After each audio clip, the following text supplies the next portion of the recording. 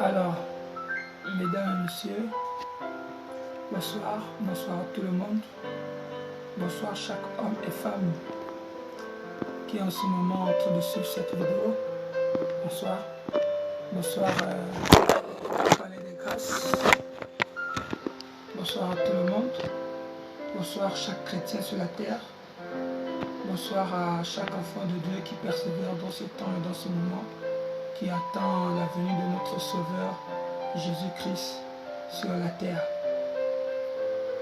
Alors je veux élever la voix pour commencer ce moment. Ensuite je vais prier. Éternel mon Dieu, mon roi, je lève la voix. Je bénis ton nom, Seigneur, pour la force que tu as donnée à tout un chacun, Seigneur. Je te remercie, Seigneur Dieu, de la vie, Seigneur, que chaque homme et femme a reçu aujourd'hui grâce à toi. Nous te bénissons, Seigneur Dieu, pour ce que toi tu ne cesses de faire dans les cœurs et dans la vie de chacun de nous, Seigneur. Nous prions que la force de l'Éternel soit notre partage et que Dieu veille sur la vie de chacun de nous. Merci. Que toute la gloire te soit rendue au nom de Jésus. Amen. Alors, vendredi passé, nous avons parlé de la parole de Dieu. Nous avons dit que lorsque une parole de Dieu est révélée sur la terre, elle a une mission et un but. C'est de rester dans le cœur de chaque homme et femme pour opérer un miracle. Alors, ce soir, aujourd'hui, par la grâce du Seigneur, nous allons parler à un nouveau thème. Et le thème d'aujourd'hui que nous allons voir, comme vous avez vu écrit, c'est être affermi dans les instructions. Vous savez, le mot affermir est un mot qui nous démontre la position dans laquelle tu te trouves. C'est-à-dire la connexion dans laquelle, le lien dans lequel tu te retrouves. Et dans les temps dans lesquels nous sommes en train de vivre, ou même dans notre vie chrétienne, dans notre maison, nous devons être affermis dans certaines choses. Vous savez, le mot affermi n'est pas seulement pour des chrétiens, c'est-à-dire que c'est pour tout le monde. À un moment donné dans notre vie, on doit s'affermir. C'est-à-dire que tu étais jeune, et puis tu as constaté qu'un âge est en train d'avancer, alors tu dois commencer déjà à t'affermir dans les positions, dans les décisions que tu prends, et dans des idées que tu as. Donc, chaque homme et femme sur la terre doit s'affermir. Alors, pour parler de l'affermissement dans l'instruction, nous allons voir un verset biblique, et puis en plus, après, nous allons essayer de décortiquer petit à petit dans ce que Dieu veut nous dire. Prenons le livre de 2 Thessaloniciens, chapitre 2, à partir du verset 15. 2 Thessaloniciens, chapitre 2, à partir du verset 15. Voici ce que la Bible dit. Ainsi donc, frères, demeure ferme et retiens les instructions que nous vous avons transmises, soit de vive foi ou soit par lettre. La Bible dit, demeure ferme et retiens les instructions qu'on vous a appris, qu'on vous a transmis, c'est-à-dire soit de vive voix ou soit par lettre. Ici, nous voyons deux mots. Nous voyons un, la fermeté. Deux, nous voyons les instructions. Et c'est sur ces deux mots-là que nous allons essayer, pour quelques minutes, essayer de parler selon ce que Dieu a demandé que nous puissions parler. Alors, la première chose, c'est être ferme. Je disais que la fermeté doit être dans la vie d'un enfant de Dieu. La fermeté doit être dans la vie d'un individu. Un homme sur la terre, à un moment donné dans sa vie, il doit se positionner. Il doit se situer. Et pour se situer, il faut que tu sois ferme. Parce que c'est la fermeté qui vient t'enraciner, qui bâtit en toi la décision, la possibilité de marcher en conformité, et bien de marcher selon ce que tu as décidé de bâtir dans ta vie. Donc, la fermeté va nous donner une force, une capacité de résister, de demeurer dans ce que nous avons décidé de bâtir ou dans ce que nous avons décidé de faire dans les années à venir ou dans ce que nous voulons faire dans notre vie. C'est-à-dire que c'est la fermeté qui vient bâtir en nous une position totale. Elle ne nous déracine pas, elle nous situe. C'est-à-dire que nous ne regardons pas à gauche, nous ne regardons pas à droite, mais nous regardons sur la décision que nous avons décidé de prendre ou la motivation qui nous anime dans ce que nous voulons faire. Donc, un enfant de Dieu sur la terre doit être ferme. Il doit demeurer dans la fermeté. Il doit marcher dans la fermeté. C'est la fermeté qui bâtit la foi, la fermeté qui bâtit la relation, la fermeté qui bâtit l'entente, la fermeté qui t'amène à être positionné dans ce que tu as envie de faire et aucun vent ne pourra te déraciner si tu as bâti ton cœur ou ta foi ou ta vie chrétienne ou tes décisions dans une fermeté. Pour que tes décisions soient solides, inébranlables, fortes, pour qu'elles marchent, c'est-à-dire qu'avec toi quotidiennement, il faut que tu bâtis à l'intérieur de ta vie un esprit de fermeté. Donc, les enfants de Dieu que nous sommes, nous devons être fermes. Dans les temps dans lesquels nous sommes en train de marcher, nous devons être fermes. Dans les circonstances qui sont en train de se présenter dans notre vie sur la terre, nous devons être fermes. Mais là, je ne te parle pas d'une fermeté tout court. Parce que la fermeté vient à partir des décisions que nous avons prises. Ou elle vient à partir de ce que nous avons entendu ou ce que nous voulons faire. C'est-à-dire que ce que tu as reçu comme instrument, ce que tu as reçu comme, je voulais dire, instruction. La fermeté vient à partir de ce que tu as reçu comme instruction.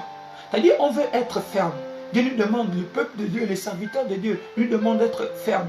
Les adorateurs sur la terre, chaque homme, un voisin, un frère, un parent, ami et connaissance te demandent d'être ferme dans ce que tu as envie de faire. Mais la fermeté, dans quoi? Voici la question qu'on doit se poser. Dans quoi? Alors, la fermeté que je suis en train de te parler ce soir, ce n'est pas la fermeté dans les choses mondaines. Vous savez, on peut être sur la terre, dans le monde, et puis on peut avoir des idées de ce qu'on a envie de faire. Et puis, tout à coup, on décide d'être ferme dans ce qu'on a envie de faire. Je prends par exemple le choix d'une femme, le choix d'une maison, le choix d'une voiture, le choix d'un travail, le choix d'une idée, le choix d'un projet, des activités, et puis on décide d'être ferme. Mais ce soir, je ne te parle pas de la fermeté du monde. Non, je te parle de la fermeté dans les instructions de la parole de Dieu. La fermeté dans les instructions de la parole de Dieu. La Bible dit ceci. Ainsi, frères, demeurez fermes. Demeurez fermes et retenez les instructions. Donc, ce que vous avez reçu comme instruction. Maintenant, quelle est l'instruction que nous avons reçue de Dieu? Parce que, je vais vous dire ceci. Le monde actuellement est en train de se focaliser dans ce que nos yeux sont en train de voir actuellement sur la terre. C'est-à-dire que les fléaux, toutes les choses qui sont en train de se manifester.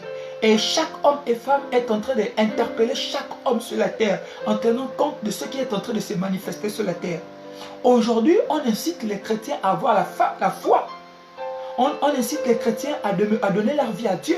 On incite les chrétiens à marcher selon le but de Dieu. Oui, mais l'appui et la force, c'est-à-dire que quel est l'enseignement qu'on donne à ces individus-là pour qu'on les incite à avoir la foi, à demeurer dans la fermeté. Est-ce que la foi, eh bien la motivation est cachée derrière la peur?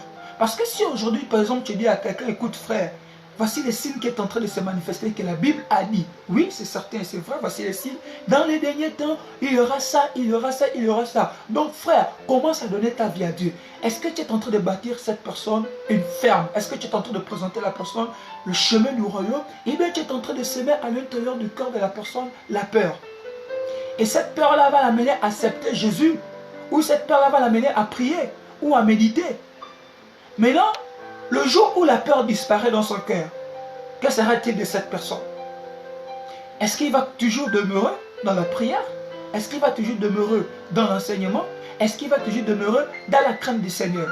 Je ne refuse pas de dire en ce moment au peuple, à la terre, que les signes que la Bible a annoncés est en train de se manifester. Ce n'est pas une mauvaise chose. Mais nous ne devons pas prendre ça notre priorité. Nous ne devons pas faire de ça notre priorité. Non, l'évangile n'est pas centré dessus. Tu ne peux pas amener quelqu'un à accepter le royaume en lui présentant les signes qui sont en train de se manifester dans les derniers temps. Nous sommes en train de semer tout simplement la peur et la panique dans le cœur des gens. Et sur la panique et la peur, la personne aura envie de prier. Mais après que la panique et la peur vont partir, cette personne va devenir quoi? Ou il va faire quoi? On prend par exemple l'exemple. Aujourd'hui, tu dis à quelqu'un, frère, répands-toi. sinon tu vas mourir demain. Alors cette personne se répond aujourd'hui parce que la motivation est dans la peur. La panique, il va mourir demain, je suis obligé de me repentir. Alors le lendemain arrive, il ne meurt pas. Après le lendemain arrive, il ne meurt pas. Ainsi de suite, il ne meurt pas. Alors cette personne va devenir quoi? Est-ce qu'il aura encore la foi? Est-ce qu'il aura encore la confiance? Est-ce que le désir et la volonté seraient encore animés dans ce qu'il aura envie ou dans ce que tu vas le présenter? Non. Je pense que non. Donc c'est pour dire tout simplement, notre fermeté qu'on a envie de bâtir dans les vies de chaque homme et femme ne doit pas être focalisée en semant le trouble ou la peur dans le cœur des gens. Non, elle doit être focalisée sur l'instruction que Dieu a donnée à chacun de nous. Maintenant, ce soir, peut-être je n'ai pas assez trop de temps, mais je parlerai de quelques instructions, peut-être pas beaucoup, mais prenons un. Livrons notre Bible dans Actes des Apôtres chapitre 1, à partir du premier verset. Actes des Apôtres chapitre 1, je vais lire à partir du verset 2 jusqu'au verset 8. Voici ce que la Bible dit. Jusqu'au jour où il fut enlevé au ciel, après avoir donné des ordres par le Saint-Esprit aux apôtres qui avaient choisi. Verset 3. C'est à eux ainsi qu'avec plusieurs preuves, il se présenta auprès d'eux. Il se présenta auprès d'eux et leur apparut pendant 40 jours, en parlant de ce qui connaissaient, de ce qui concernait le royaume de Dieu. Dans le verset 4, voici le verset et à partir qui nous intéresse. La Bible dit ceci. Comme il se trouvait avec eux, il leur recommanda de ne pas s'éloigner de Jérusalem, mais d'entendre la promesse du Père, dont leur dit-il. Vous avez entendu parler, car Jean a baptisé d'eau, mais vous, dans peu de jours, vous serez baptisés du Saint-Esprit. Alors, avant de continuer, rapidement, c'est une histoire que nous connaissons dans la Bible. La Bible dit ceci. Après que Jésus soit ressuscité et décide de retourner au Père, avant qu'il ne remonte au Père, la Bible dit qu'il se révéla encore aux apôtres. Avant qu'il ne puisse remonter à la droite du Père, il se révéla encore aux apôtres. Et pendant qu'il se révéla aux apôtres, il leur donnait cette instruction, cette recommandation. À partir du verset 4, il dit ceci. Comme il se trouvait avec eux, il leur recommandait, c'est-à-dire il leur donnait cette instruction-là, cette connaissance-là, en disant ceci, en disant ceci, ne vous éloignez pas de Jérusalem. 1. Ici, Jérusalem représente l'église primitive, c'est-à-dire l'église. Donc, il est demandé de ne pas s'éloigner de l'église, mais d'attendre la promesse que Dieu les avait faite, c'est-à-dire la promesse que Dieu les avait dit, c'est-à-dire la manifestation du Saint-Esprit dans leur vie. C'est-à-dire il est demandé de ne pas s'éloigner de l'église. Or, nous savons que l'église, ce n'est pas les 4 murs. L'église, c'est chaque individu, chaque saint qui se rassemble quelque part. Chaque enfant de Dieu qui se rassemble quelque part, qui est l'église. Donc, il demandait à chaque homme et femme de ne pas s'éloigner, mais de se rassembler, de s'unir, d'avoir l'entente, la communion fraternelle ensemble, mais d'attendre la promesse que Dieu les avait faite, qui était quoi? La manifestation du Saint-Esprit dans leur vie. Maintenant, ensuite, il dit ceci, à partir du verset 6. La Bible dit ceci. Eux, donc réunis, demanda, Seigneur, est-ce en ce temps-là que tu rétabliras le royaume pour Israël? Alors il répond en disant ceci au verset 7. Il leur répondit, ce n'est pas à vous de connaître les temps ou les moments que le Père a fixés de sa propre autorité. C'est-à-dire, ce n'est pas à nous de connaître les temps ou les moments. Beaucoup de personnes sont focalisées dans les temps et les moments. Le royaume de Dieu arrive. Voici les signes. Nous la connaissons tous autant que nous sommes. La Bible l'a mentionné. Voici les signes. Voici ceci. Ce que le monde est en train de vivre actuellement, ce sont les signes de la Bible. Je ne le refuse pas. Ce sont les signes de la Bible. Et beaucoup de gens sont focalisés, ils ont focalisé leur foi dessus. Ils ont focalisé leur prière dessus. Ils ont focalisé la marche chrétienne dessus. C'est-à-dire qu'ils ne regardent plus au chemin que Dieu est en train de les présenter pour aller au royaume du ciel. Non, ils sont focalisés sur les signes qui est en train de se manifester sur le temps. Et plus ils sont focalisés sur les signes, plus l'esprit de peur est en train d'animer leur cœur. Or, en réalité, lorsqu'on devait voir cette manifestation, les manifestations de la parole de Dieu se manifestaient dans le temps actuel, nous devons nous réjouir. Les chrétiens devaient se réjouir, chaque enfant de Dieu devait se réjouir, parce que nous sommes en train d'aller vers la fin. Plus on lit la fin, plus nous sommes en train de voir les portes du royaume de Dieu s'ouvrir pour toutes les personnes qui ont accepté Jésus comme sauveur et personnel dans leur vie. Donc nous devons nous réjouir de ces temps. Or, en réalité, ce n'est pas le cas.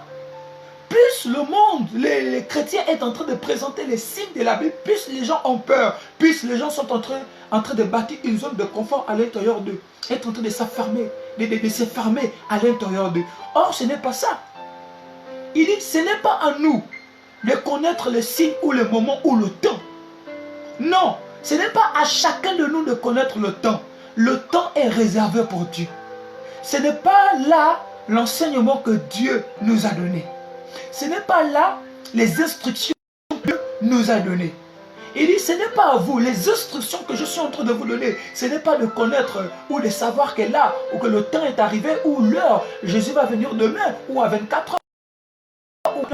Non, personne, nul sur la terre ne connaît le jour où il va venir. Il a seulement dit, lorsque vous verrez ce signe, sachez que ce n'est pas encore la fin, mais vous êtes en train d'aller vers la fin de ce temps-là.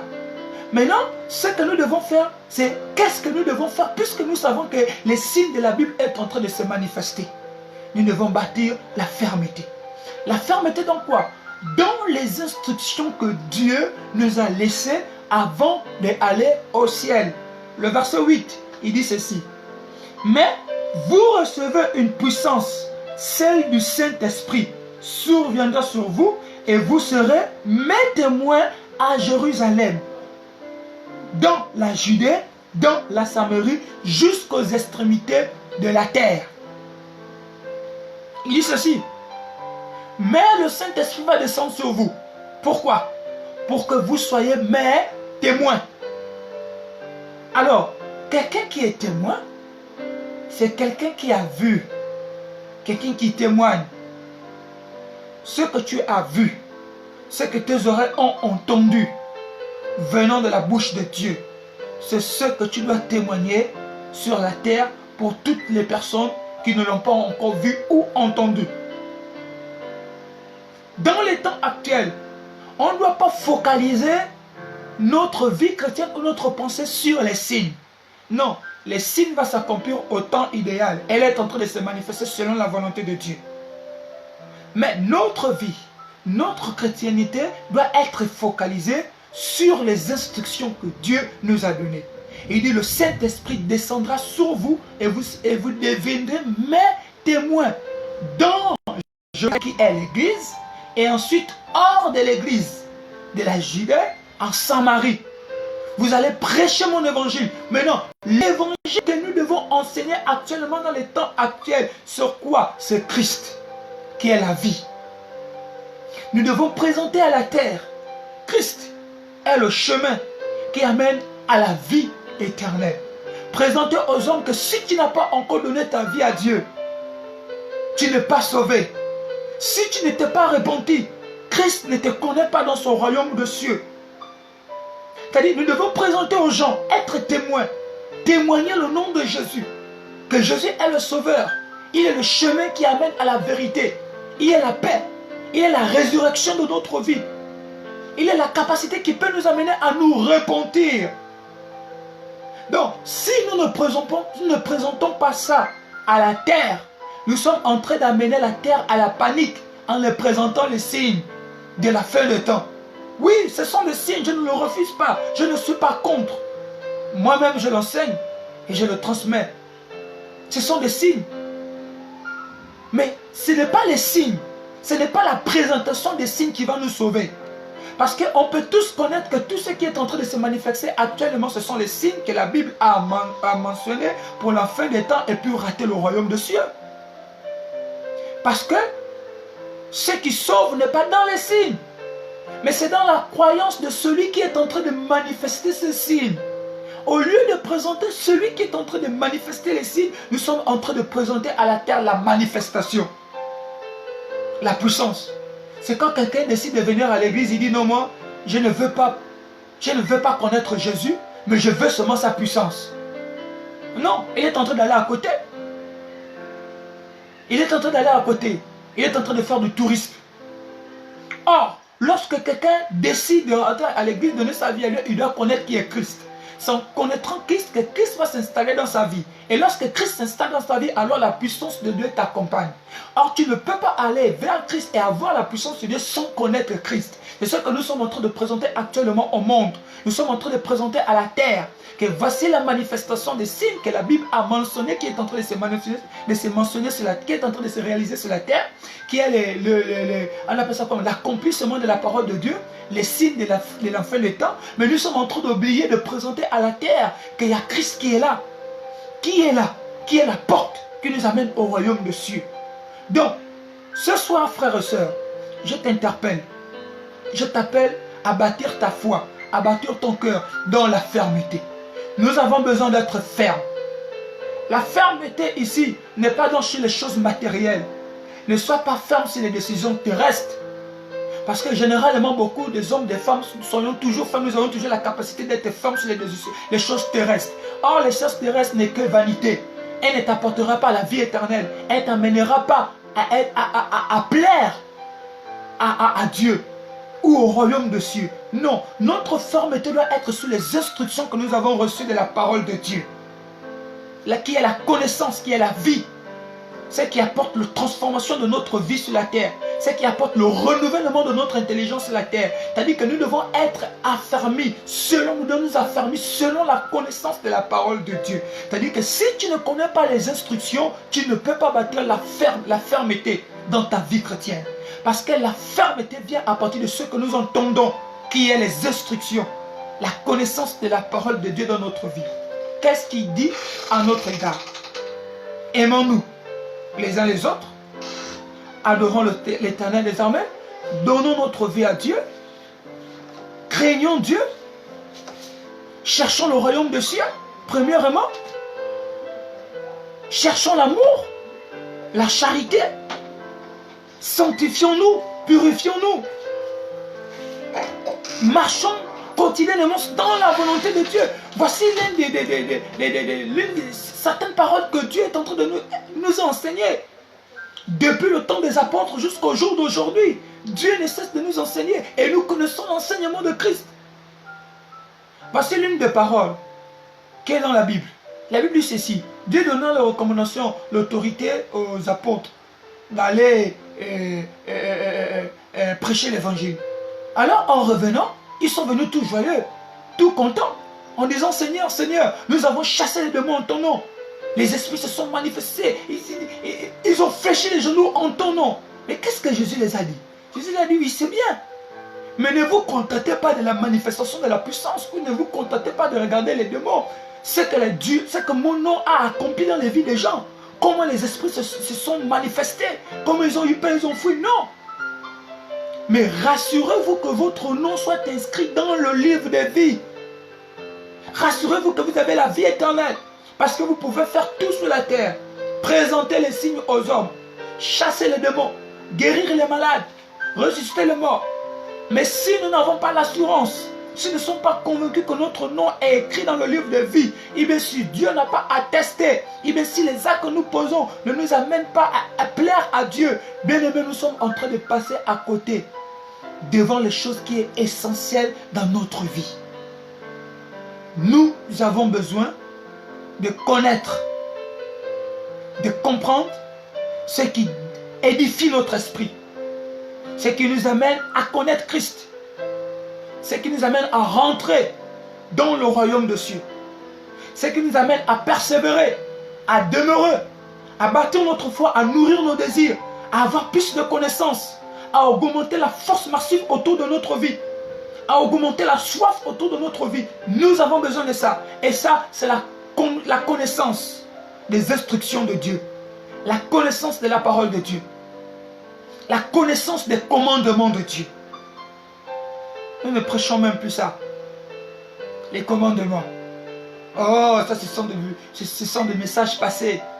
C'est plus utile. Oh, c'est utile pour notre vie. Aussi longtemps qu'on sera sur la terre, elle sera toujours utile pour nous. Donc, frères et sœurs, ce soir, je vous remercie de chaque homme et femme qui ont entendu ce temps et ce moment et qui ont participé pendant ce moment. Et je prie seulement que nous nous affermissions. Nous ne regardons pas à ceux qui nourrissent la chair. La chair ne peut pas nous amener dans les dimensions élevées. La chair a un principe, celui de nourrir ses propres désirs. Et elle a des limites. Elle se limite que sur le domaine terrestre. La chair ne peut pas nous amener dans l'atmosphère céleste, c'est-à-dire que dans les lieux élevés. Non. La seule chose qui a la capacité de nous amener dans les choses élevées, c'est l'esprit. Et pour bâtir ton esprit, pour qu'elle soit mûre, forte, inébranlable, enracinée dans la parole de Dieu, il faut qu'elle soit nourrie de la parole de l'esprit. Si tu nourris ton esprit avec la nourriture charnelle, ton esprit ne va jamais mourir. Elle ne va jamais atteindre la maturité, la compréhension qu'il faut, la fermeté qu'il faut. Or, tu as besoin de la nourrir avec la connaissance de la parole du royaume des cieux. Nous avons besoin de ça. Donc, dans les temps actuels, lorsque nous disons à quelqu'un de s'affermir, dis-le, montre-le dans quoi il doit s'affermir. Avec quelle parole il doit s'affermir. N'incitons pas les gens à faire n'importe quoi, à bâtir en eux la peur et puis ils se présentent devant Christ parce qu'ils ont peur. Ils décident de donner leur vie à Dieu parce qu'ils ont peur. Ils décident de donner leur vie, de prier, ils viennent de méditer la vie parce qu'ils ont peur. Mais le jour où la peur va partir, ils vont revenir à leurs habitudes. Non, présentons aux gens dans les temps actuels que voici les signes que la Bible a annoncés. Mais ce n'est pas là le plus important. Le plus important, c'est de nous focaliser sur celui qui peut nous sauver. Qu'est-ce qu'il dit?